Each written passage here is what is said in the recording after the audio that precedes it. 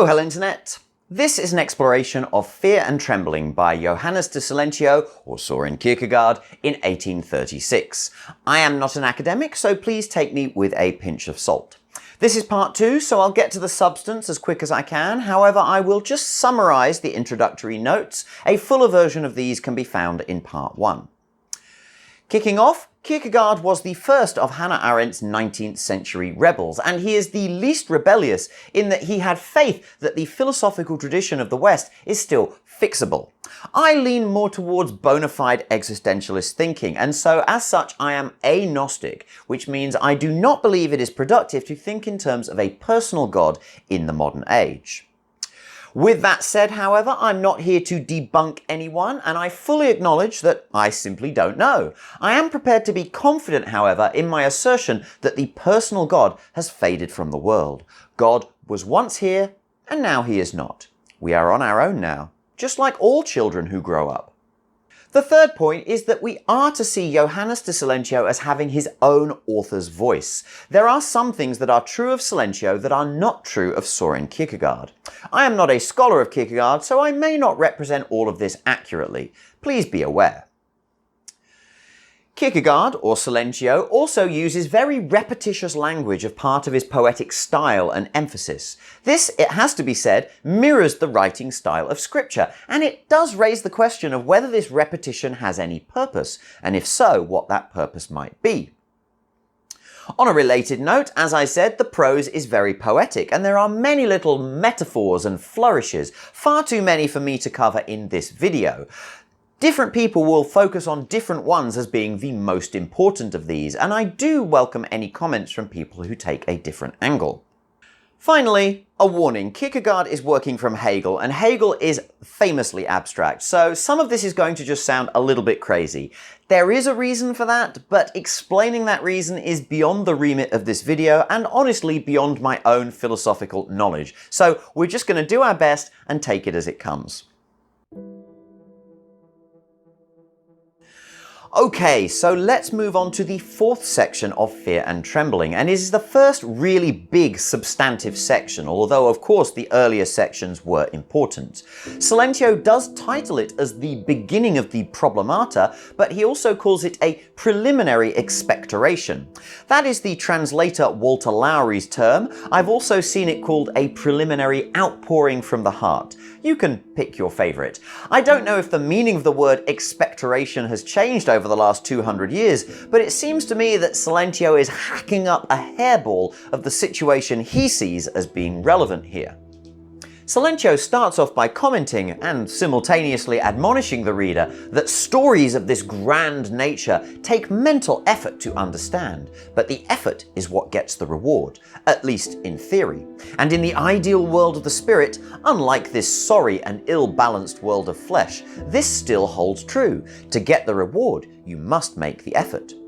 In the course of discussing all of this, Silentio slyly crosses over into a parable about the dangers of not giving due effort to great matters. The story of Abraham is special in the sense that it is recognized as great, even if one does not fully understand it. But this fact can be troublesome and dangerous. A parson preaches of Abraham to his congregation. They exalt Abraham, but how? They express the whole thing in perfectly general terms. The great thing was that he loved God so much that he was willing to sacrifice to him the best. That is very true, but the best is an indefinite expression. In the course of thought, as the tongue wags on, Isaac and the best are confidently identified, and he who meditates can very well smoke his pipe during the meditation, and the auditor can very well stretch out his legs in comfort. The sermon proceeds. They remember the rich man who followed Jesus and gave away all of his riches. He was also great, but he was not Abraham great. The implication is always there, however, that to emulate Abraham is to offer the best. But they have missed something. What they leave out of Abraham's history is dread. For to money I have no ethical obligation, but to the son the father has the highest and most sacred obligation. Dread, however, is a perilous thing for effeminate natures. Hence they forget it, and in spite of that they want to talk about Abraham. This is the danger. The lazy parson and his lazy congregation identify Isaac with the best, but they shy away from the most important aspect of dread. The word dread here is a translation of angst, which may roughly correspond also to objectless fear or anxiety, but philosophers do disagree on how it should best be translated. Purely as an English speaker, I like the word dread because of the looming foreboding that it implies, but it is meant to be perhaps a little more sublime than that. It is certainly appropriate for Abraham though, but if one wishes to speak of Abraham and one does not share Abraham's sense of dread, then one could somehow become convinced of something terrible. And this is what happens in the story. One of the congregation suffers from insomnia, which I suppose we are to take as some mental derangement or other. He went home. He would do as Abraham did, for the son is indeed the best. You can read between the lines as to what is happening here. Silentio refers to this as the profoundest comic and tragic misunderstanding, which points again to an oncoming contradiction. In the story, though, the parson comes to hear of what his parishioner did. He summoned all his clerical dignity. He shouted, "O abominable man, offscouring of society, what devil possessed thee to want to murder thy son?" And the parson, who had not been consciousness of warmth or perspiration in preaching about Abraham, is astonished at himself, at the earnest wrath which he thundered down upon that poor man. He was delighted with himself, for he had never spoken with such verve and unction. He said to himself and to his wife, "I am an orator, what I lacked was the occasion." Adam wants to jump in for a second there. I don't know about you, but in this quote I see online outrage. And I don't care if that's outrage at wokeism or careless hate speech, it's all the same to me. The mention of the parson's wife is also significant because it demonstrates that it is not our ire at the sinner which creates that sense of righteousness, it is our ability to represent that ire to our peers. But let me move on. The parson may have been dismayed, in fact, though, to hear that it was his own sermon that had prompted this act. But he might have been confused too, because he missed the fact that, in omitting Abraham's dread, he had changed the very nature of his sermon. The mistake was merely that he didn't know what he was saying. The comic and the tragic here touch one another at the absolute point of infinity. The parson's speech was perhaps in itself ludicrous enough, but it became infinitely ludicrous by its effect, and yet this consequence was quite natural. Silentio does rather play up the self-aggrandizing pomposity of the parson. He suggests in a footnote that this kind of pontificator will soon become unnecessary. He does not say how exactly, but it's interesting because we see a softer stance on philosophy here than we see in some other places. In the old days, they said, "What a pity things don't go on in the world as the parson preaches." Perhaps the time is coming, especially with the help of philosophy, when they will say, "Fortunately things don't go on as the parson preaches, for after all, there is some sense in life, but none at all in his preaching." Clearly then, Silentio has a nuanced take on the question of philosophy, science, versus religion. The prose becomes increasingly contradictory now, and Silentio does acknowledge this, which is great, but it does not really restore any clarity. For anyone wondering, this point is where, for me, the personal God passes beyond the veil. Silentio takes the story to two alternate endings, and then he asks us, why is it not perfectly possible to say that the deranged parishioner was as happy as Abraham with his decision? Silentio rejects the idea that Abraham was an inherently great man with some prescriptive right to act greatly. He calls this thoughtless eulogy. So it must be faith that enables Abraham somehow. Why do we not say that Abraham tried to murder Isaac, as we would for the deranged parishioner? Instead, we say sacrifice. Precisely in this contradiction consists the dread which can well make a man sleepless, and yet Abraham is not what he is without this dread. Perhaps that orator had forgotten something which corresponds to the ethical forgetfulness of the fact that Isaac was the son. For when faith is eliminated by becoming null or nothing, then there only remains the crude fact that Abraham wanted to murder Isaac, which is easy enough for anyone to imitate who has not faith. The faith, that is to say, which makes it hard for him. So this thing, which the parson missed, would have related the reason why Abraham's paternal duty was correctly suspended in a way that the deranged parishioners would not be. The ethical forgetfulness is enabled by faith, but it gives birth to dread. And let's not forget doubt. All of these are whipped into the heady melange that Abraham was immersed in, and this is the storm of emotions that the parishioner has no concept of. That is, I admit, a little melodramatic, but we are in quite primal philosophical territory here. In the light of this, Silentio worries whether it is even safe to talk about Abraham at all, if his story may just be too dangerous. But he concludes that if faith is truly something great, then it must be okay to talk about it, and we should be able to differentiate between true faith and transient emotion. And so, Silentio licenses himself to pontificate upon Abraham. So one surely can talk about Abraham, for the great can never do harm when it is apprehended in its greatness. Really? If it should fall to my lot to talk on the subject, I would begin by showing what a pious and God-fearing man Abraham was, worthy to be called God's elect. Only upon such a man is imposed such a test. Next, I would describe how Abraham loved Isaac. To this end, I would pray all good spirits to come to my aid, that my speech might be as glowing as paternal love is. I hope that I should be able to describe it in such a way that there would not be many a father in the realms and territories of the king who would dare to affirm that he loved his son in such a way. But if he does not love like Abraham, then every thought of offering Isaac would not be a trial, but a base temptation. Fairly clearly, this is where Silentio thinks he has delineated something of the difference between Abraham and other men. However, the specificity is masked by historical distance and all of the superlatives that he casts around Abraham. I would almost call it thoughtless eulogy. But he describes over the next page or so how he would speak on Abraham in a way that would not risk anyone trying to emulate him. But central to this, he says, is the mystique of faith.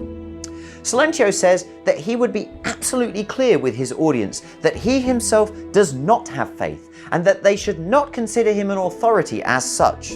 Faith is something that Abraham had. It is something wondrous, and it is something that he, Silentio, is just not capable of and cannot comprehend. And all the philosophers with their analytic approaches, and Hegel in particular, are doing a disservice to faith in failing to acknowledge the greatness of Abraham's act, great through its confrontation with the absurd. Silentio continues trying to get as close as language will take him to this thing, the absurd. He fails to capture it, but we should not begrudge him for that. It is an impossible task after all. Some of his writing seems inconsequential. For example, I am not unacquainted with the dreadful. My memory is a faithful wife, and my imagination is, as I myself am not, a diligent little maiden who all day sits quietly at her work and in the evening knows how to chat to me about it so prettily that I must look at it, though not always, I must say, is it landscapes or flowers or pastoral idylls she paints. I have seen the dreadful before my own eyes. I do not flee from it timorously. This admittedly rather old-fashioned image is to me hilarious. Imagine the demure and faithful wife excitedly and eruditely explaining her latest needlework project, the horrors of war, or possibly serial killer surprise. Once again, it reminds me of Eastern koans, such as the parable of the man who, hanging perilously from a cliff, takes a moment to receive honey from a bee's nest. In both cases, there is a light-heartedness which belies the serious content, a confronting juxtaposition of tone. So that memory as a little wife metaphor is a bit of a sideline, but what Silentio has to say about the dreadful things she shows him is more directly important. I do not flee from it timorously, but I know very well that, although I advance to meet it, my courage is not the courage of faith, nor anything comparable to it. I am unable to make the movements of faith. I cannot shut my eyes and plunge confidently into the absurd. For me, that is an impossibility, but I do not boast of it. I am convinced that God is love. This thought for me has a primitive lyrical validity. When it is present to me, I am unspeakably blissful. When it is absent, I long for it more vehemently than does the lover for his object. So it seems that faith is what unites us with the idea that God is love. And while we can acknowledge that idea as a truth, that truth itself cannot give us faith. Faith requires something more, something that Silentio cannot achieve. The term primitive lyrical validity is an interesting one. God is love is a statement almost as basic as a logical statement can get. It expresses a relationship between two concepts in language. Indeed, it claims that they are the same thing, an identity relation. God is love. We could get into the weeds here regarding how we use the verb to be. Let's not for today. Nonetheless, if the thing that we call God is thought to be identical with the thing that we call love, then I think I understand why Silentio calls this a primitive lyrical validity, even if I cannot claim to identify with the bliss that he experiences by it. But how does Silentio know that he lacks faith?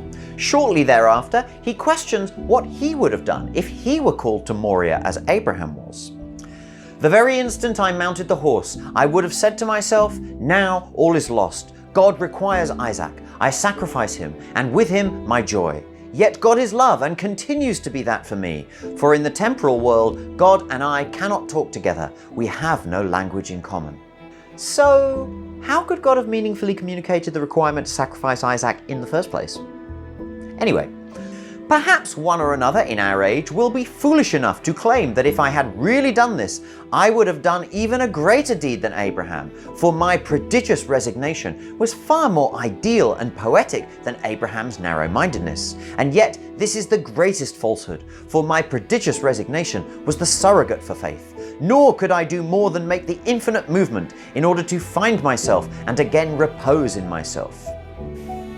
This, once again, is powerfully poetic, but great poetry does not necessarily convey truth. Silentio is, it seems to me, begging the question by assuming in advance that faith is the greatest thing, and therefore, if he does not have it, as far as he judges, then whatever it is that he does have must be lesser by definition. Also, he's kind of poisoning the well against anyone who might disagree, saying earlier, I am not cowardly enough to whimper and complain at the magnitude of divine love, but neither am I deceitful enough to deny that faith is something much higher.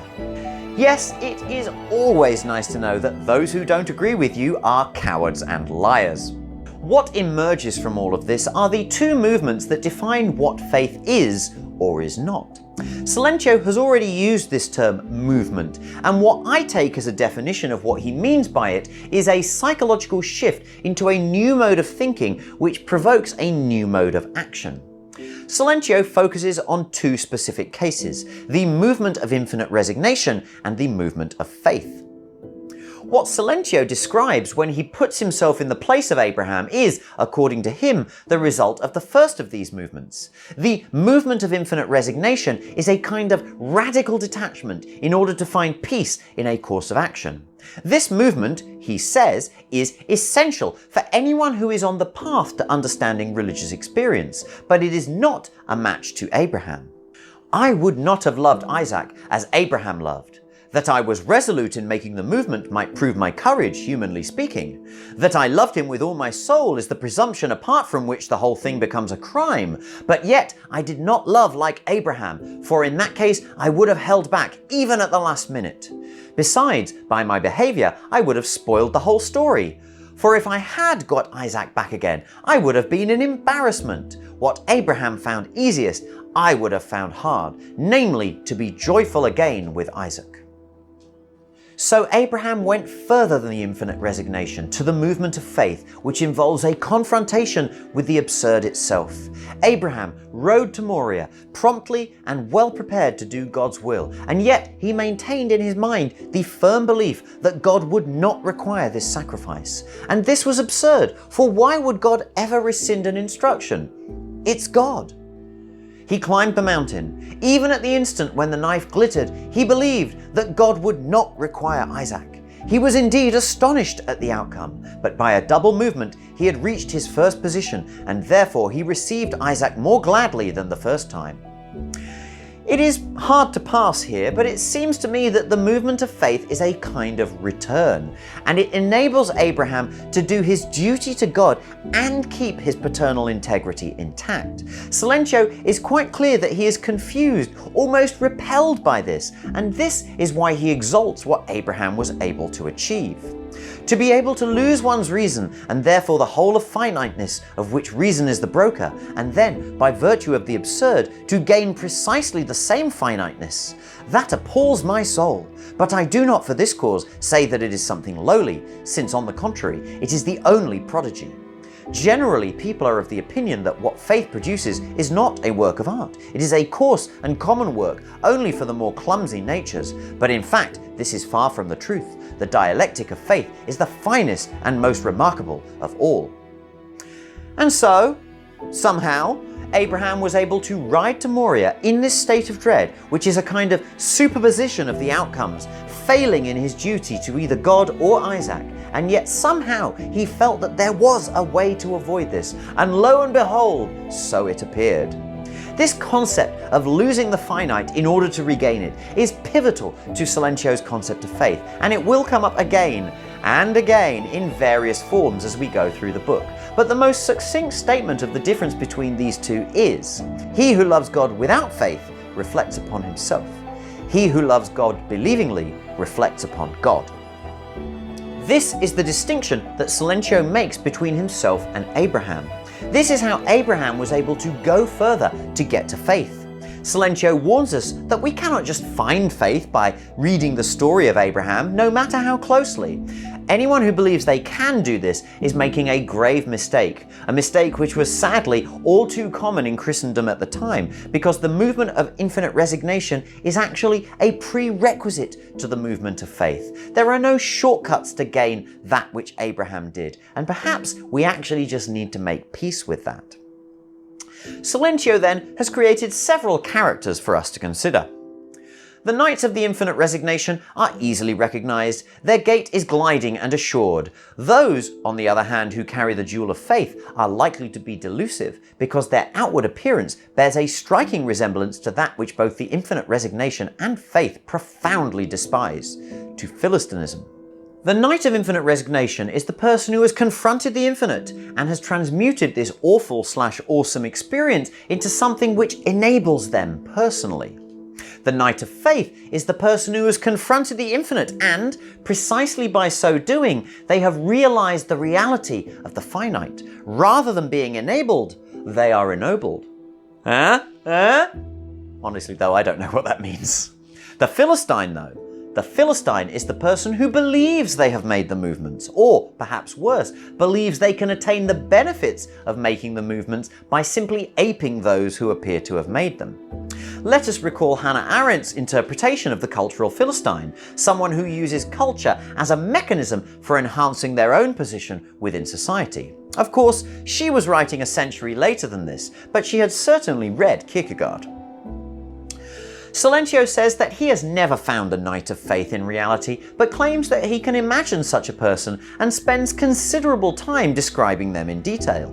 They are actually presented as rather ordinary in many ways, but with a clear lightness of spirit. Here are the highlights. He takes delight in everything. He does it with a persistence which is the mark of the earthly man whose soul is absorbed in such things. This man has made and every instant is making the movements of infinity. With infinite resignation, he has drained the cup of life's profound sadness. He knows the bliss of the infinite. He senses the pain of renouncing everything, the dearest things he possesses in the world, and yet finite tastes to him just as good as to one who never knew anything higher. He resigned everything infinitely, and then he grasped everything again by virtue of the absurd. He constantly makes the movements of infinity, but he does this with such correctness and assurance that he constantly gets the finite out of it. In demonstrating this, Silentio also drops on us a beautiful dancing metaphor in which the Knight of Resignation is the dancer who, while they are good, their effort to achieve the correct posture can always be seen. The Knight of Faith is the virtuoso who seems to move into the postures of the dance without for a moment seeming to try. And then, Most people live dejectedly in worldly sorrow and joy. They are the ones who sit along the wall and do not join in the dance. So, reading between the lines here, is Silentio suggesting that if you are neither a knight of resignation nor a knight of faith, then you are by definition a Philistine? That seems a little harsh. How many ways has Silentio now tried to show the difference between Abraham and other men? Well, he's not done yet. The next metaphor is very important for a number of reasons, and it requires a bit of a sidebar. Soren Kierkegaard was not a happy chap. He had a, let's say, complicated psychology for various reasons that are not fully known, but one pivotal moment in his life was his broken engagement to Regina Olsen. These two formed a very strong bond, and it was Kierkegaard who broke off their engagement, reportedly devastating both of them. There is much speculation on his true reasons for doing this, but it is ultimately not known for sure. So Kierkegaard, Silentio, now suggests that he can discriminate between the two knights with the story of a young swain, a country lad who falls in love with a princess. This is as hopeless a match as could ever be expected, and the frogs in life's swamp tell him so. Let them croak undisturbed, says Silentio. It is not so with the knight of resignation. He does not give up his love. First, he makes sure that this really is the content of his life. He is not afraid of letting love creep into his most secret, his most hidden thoughts, to let it twine in innumerable coils about every ligament of his consciousness. When he has thus sucked into himself the whole of love and absorbed himself in it, he surveys the situation of his life. He convokes the swift thoughts which, like tame doves, obey his every bidding. He waves his wand over them, and they dart off in all directions. But when they all return, all as messengers of sorrow, and declare to him that it is an impossibility, then he becomes quiet. He dismisses them, he remains alone, and then he performs the movements. If what I am saying is to have any significance, it is requisite that the movement come about normally. This is, as it were, the quest of the Knight of Resignation. The swain experiences love in the most visceral way, only to recognize the impossibility that he faces. And after all conscious thought is concluded, he performs the movement of infinite resignation, which is an act of passion, not of reason. As Silentio explains in a footnote, this passion has a certain purity and a certain honesty of purpose, which is what drives the movement. And this, I think, is what performing the movement normally is supposed to mean. Concentration upon the object of love is necessary. If his soul from the beginning is dispersed in the multifarious, then he will ultimately fail to make the movements. But he does not fail. And just a side note, we're going to swerve around the question of love versus obsession here and what exactly is a healthy kind of love. We're not talking about that right now, although it is relevant. So the knight makes the movement. But what movement? Will he forget the whole thing? For in this too there is indeed a kind of concentration. No, for the knight does not contradict himself, and it is a contradiction to forget the whole content of one's life and yet remain the same man. To become another man he feels no inclination, nor does he by any means regard this as greatness. Only the lower natures forget themselves and become something new. Thus the butterfly has entirely forgotten that it was a caterpillar. Perhaps it may in turn so entirely forget it was a butterfly that it becomes a fish. Once again, the language takes on an almost Eastern flavour, but with a Western twist. This metaphor is very similar to Zhuangzi's butterfly, except that Silentio is very clear that it matters that the knight maintain his agency. Zhuangzi is much more ambivalent. The nature of the movement is that the knight attains a new perspective on themselves when they express their love spiritually by renouncing it physically. This is akin to the 20th century proverb, if you love something, set it free. If it comes back, it's meant to be. Except, this is Kierkegaard Silentio that we're talking about, and it's not going to end that way. The knight must set his love free on the express understanding that it will never return. Only by renouncing it utterly can he gain it spiritually and thus make the movement infinitely. He has comprehended the deep secret that also in loving another person, one must be sufficient unto oneself. He no longer takes a finite interest in what the princess is doing, and precisely this is proof that he has made the movement infinitely. And if this knight should find his enlightenment disturbed when the princess goes on to marry, as Regina Olsen did, then he will know that he never truly renounced her and that his movement was a fraud. Assuming that this is not so, however. In the infinite resignation, there is peace and rest. Infinite resignation is the shirt we read about in the old fable. The thread is spun under tears, the cloth bleached with tears, the shirt sewn with tears, but it is a better protection than iron and steel. The imperfection in the fable is that a third party can manufacture this shirt. The secret in life is that everyone must sew it for himself, and the astonishing thing is that a man can sew it fully as well as a woman. Astonishing! In the infinite resignation, there is peace and rest and comfort in sorrow. That is, if the movement is made normally. It would not be difficult for me, however, to write a whole book were I to examine the various misunderstandings, the preposterous attitudes, the deceptive movements which I have encountered in my brief practice. People believe very little in spirit, and yet making this movement depends upon spirit. And thus, too many people do not make the movement normally, and so they do not make it at all. By the way, I'm still not sure myself that I understand fully what it is to make the movement normally. I am taking it to mean in a natural, authentic way or without any pretensions. There is also the question of whether it is necessary to be facing some crisis, as Abraham was, before the movement of faith even becomes possible. Making this movement of infinite resignation depends upon spirit. It depends upon whether this is or is not a one-sided result of a dira necessitas, a cruel necessity. And if this is present, the more dubious it always is whether the movement is normal.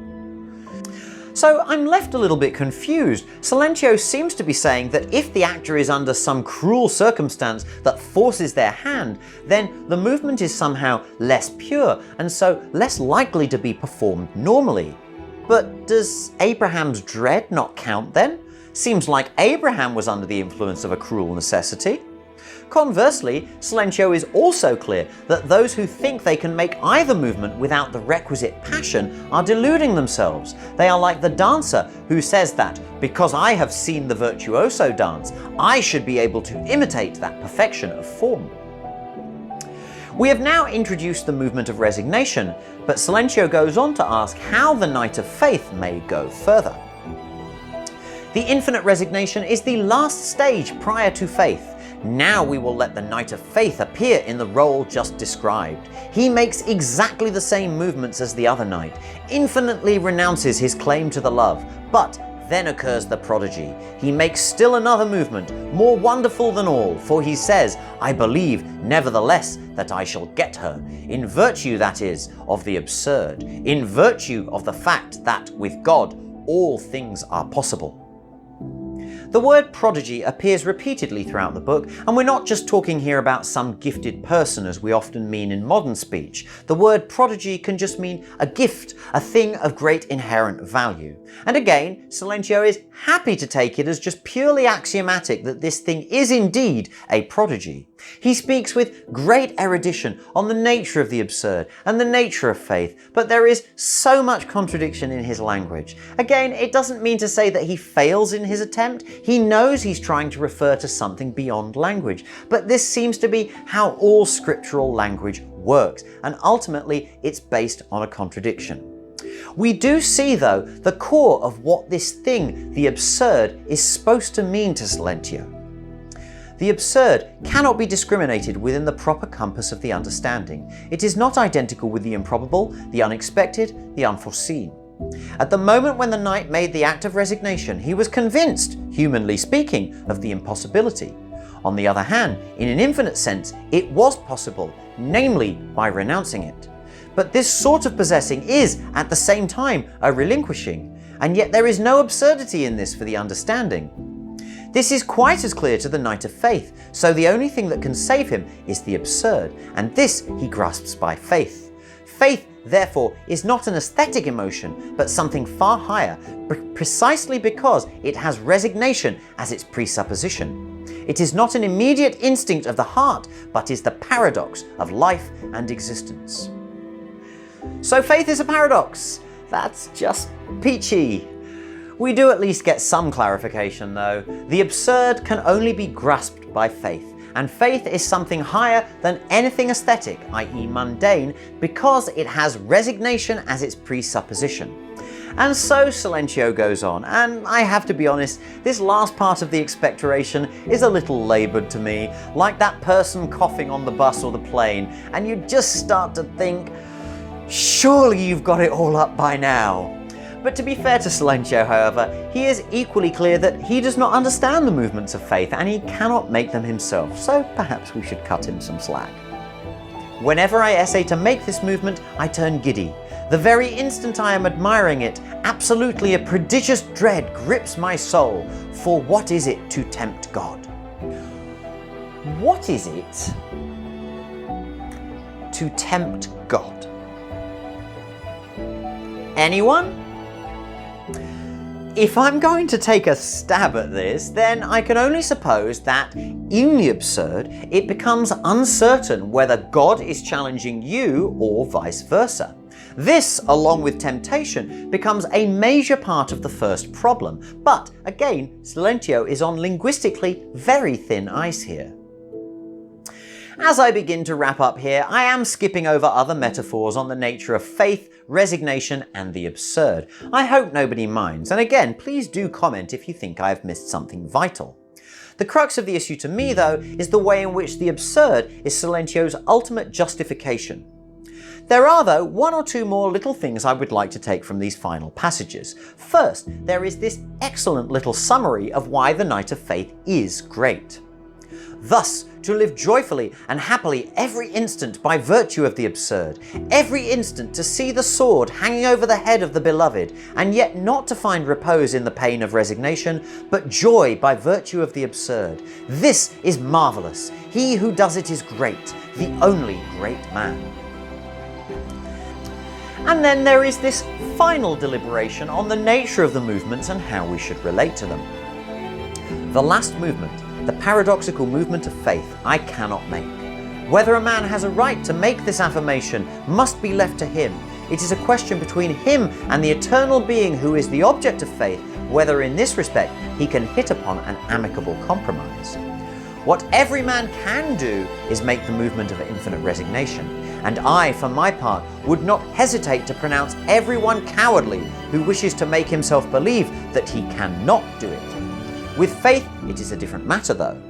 But what every man has not a right to do is to make others believe that faith is something lowly or that it is an easy thing, whereas it is the greatest and the hardest.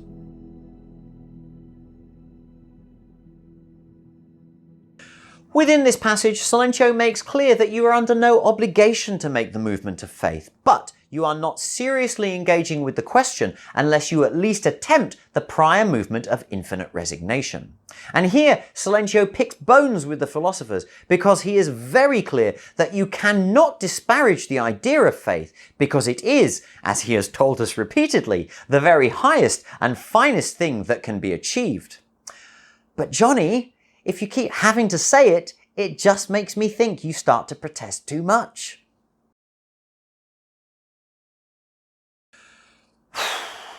Well, we're less than halfway through Fear and Trembling, but it has been quite a lot already, hasn't it? This is where we are so far, as I see it. Silentio is pursuing what he sees as an unhealthy need to get beyond everything, faith and doubt in particular, in early modern Europe. This might be interpreted as the oncomings of existentialism, leading perhaps to postmodernism. As he was raised in a Christian context, his solution to this involved the Christian God. And he has gone back to one of the very earliest dilemmas experienced in Christian mythology, that of Abraham.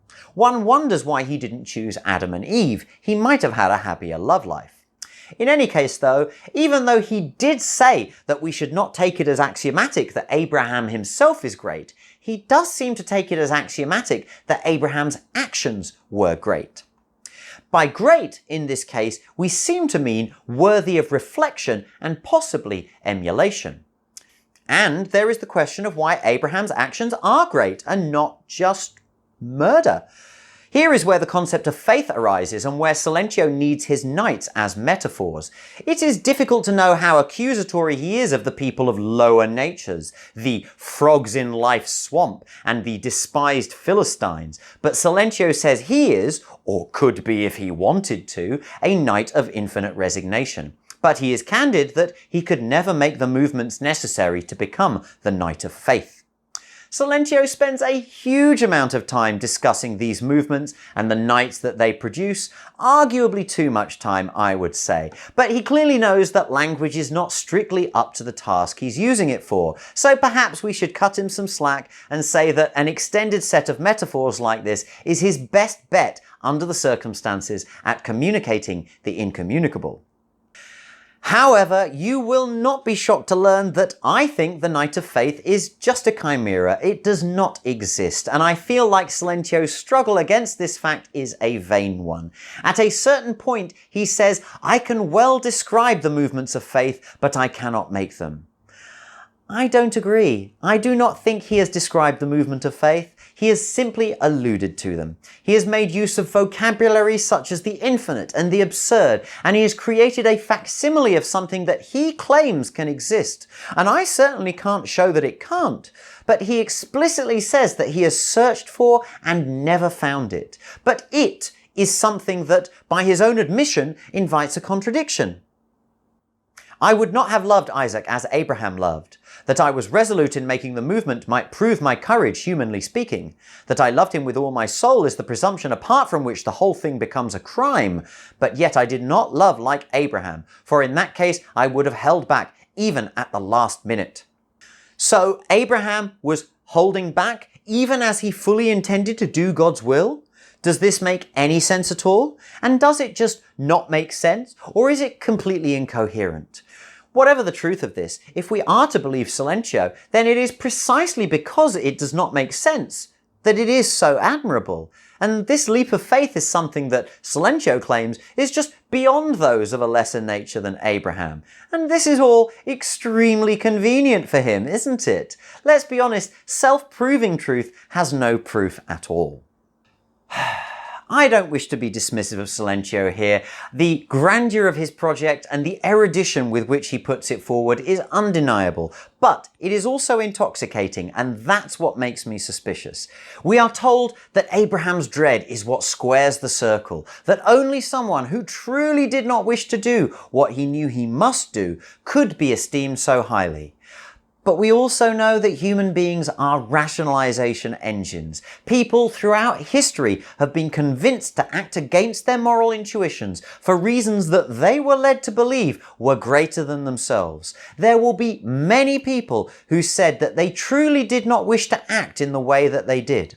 Silentio may claim that Abraham somehow stands apart from this, but by his own admission, he is incapable of demonstrating this. From our position in history, we are already forced to take it entirely on faith that the story of Abraham occurred in the way is actually described. So we're then just using this assumption to justify our ethical status. And is it too harsh on Silentio to suggest that this sounds less like faith and more like Philistinism? I jest somewhat, but these kind of semantic games are easy to play. I just want to finish by speaking about this in a more Taoist way, again speaking personally and without rigour.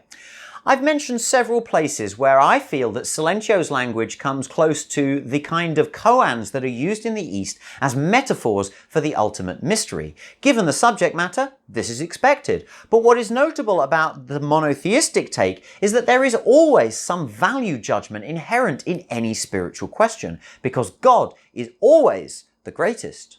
On the other hand, looking at the Taoist angle, the contradictory aspects of yin and yang are also complementary, and they are in constant motion, and this will surely complicate Silentio's interpretation of Abraham's actions as universally great. In my view, it is possible to forge a more dynamic perspective on the nature of universal interactions, but this will involve an irrevocable step away from monotheism. Now, it could still be possible that the nature of God is exactly what you, yes you, think that it is, and that this could be true simultaneously for every human being, because we are, when all is said and done, all in exactly the same state of epistemic awareness regarding God's personality or lack thereof. Perhaps I can say it like this: of course God exists. Duh! How do I know? I know because of course God doesn't exist. Duh! There is also the question of control or surrender.